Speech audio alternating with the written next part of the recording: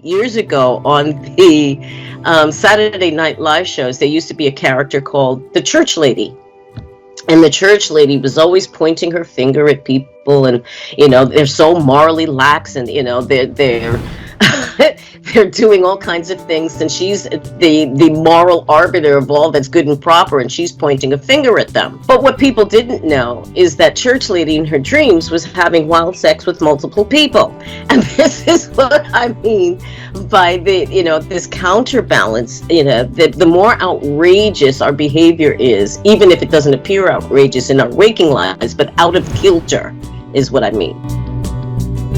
So if their waking life is things are not really going the way they should be, the dream state will actually kind of reflect that outrageousness in some way, in an exaggerated way. And hopefully, if we perceive the message is to work to bring ourselves back into balance again.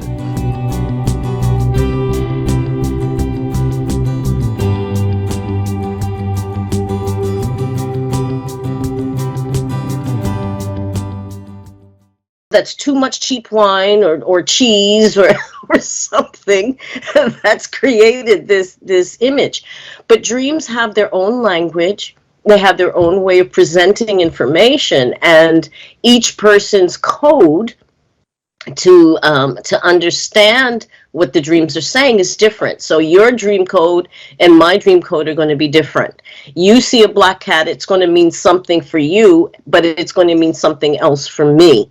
So cracking that dream code is what I help people to do in terms of a 6-week course that I offer in dream interpretation called Dream Your Life and Live Your Dream.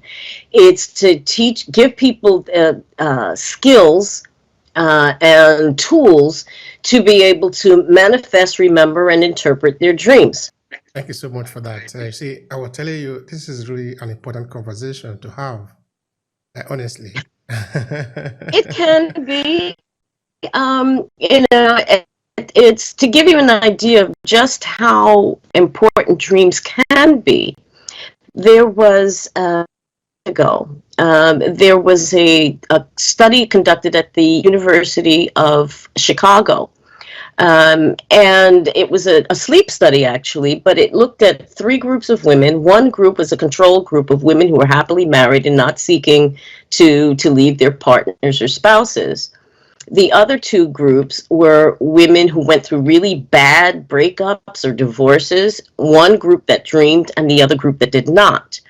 And during the sleep study, they would wake up the women who stated that they would dream and ask them what they were dreaming about. And they were dreaming about their partner or ex-partner or aspects of their relationship. Now, these women were all clinically depressed, these 2 groups of women. But the women who dreamed actually recovered more quickly and more completely from their depression than the women who said they couldn't remember their dreams or didn't dream at all. So, one of the functions of dreams is for psychological regulation, to keep us on an even keel. And just as when my drug and alcohol clients were not dreaming, and then all that material came flooding up and created these psychotic episodes, it's important to maintain that mental balance. And so the unconscious mind and the conscious mind work in tandem with each other, and in fact, the unconscious mind acts in a compensatory function. And what I mean by that is that if we're out of whack in our waking life, our dreams become outrageous as a counterweight. I'll give you an example, and I'm showing my age here, I know. Years ago on the Saturday Night Live shows, there used to be a character called the Church Lady. And the church lady was always pointing her finger at people, and they're so morally lax, and they're they're doing all kinds of things, and she's the moral arbiter of all that's good and proper, and she's pointing a finger at them.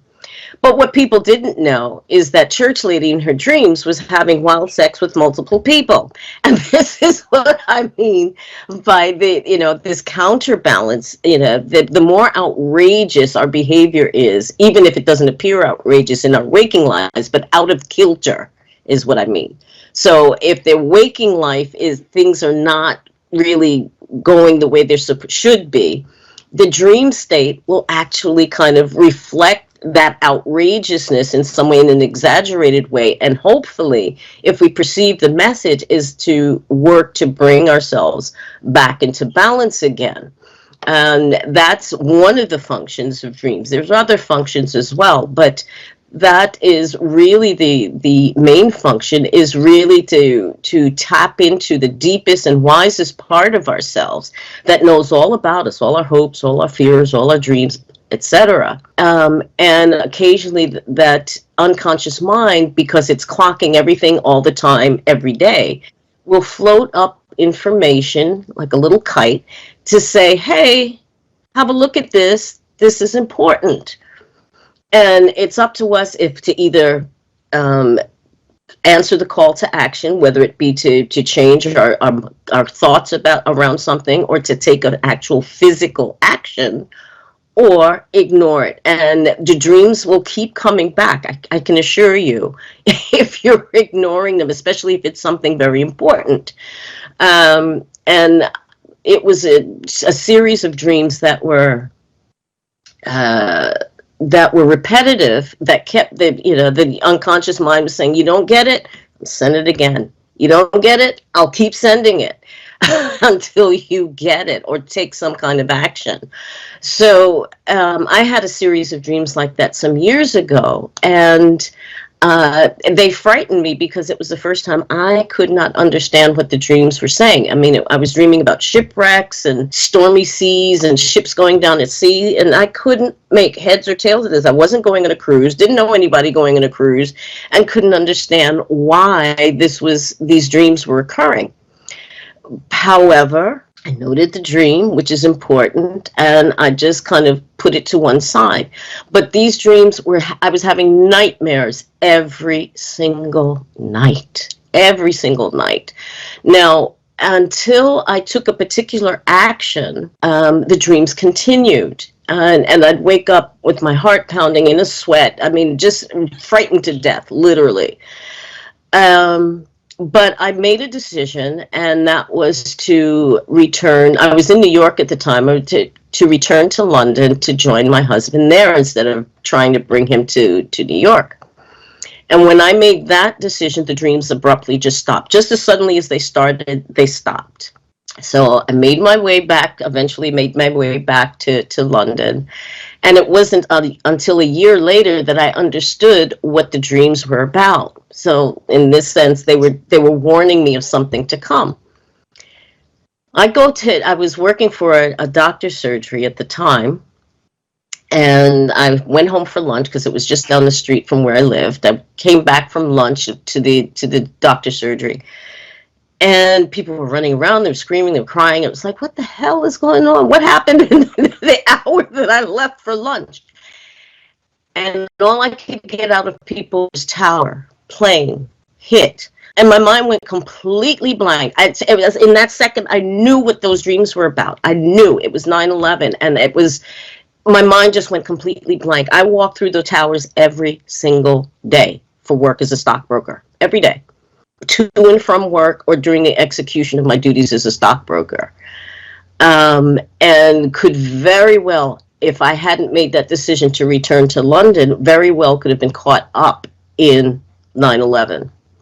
So, when for me, it was like the final nail in the coffin. It's like, you doubt this stuff isn't important?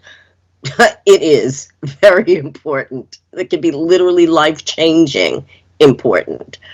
So, and that's really was the catalyst for me to really be able to share this gift, talking on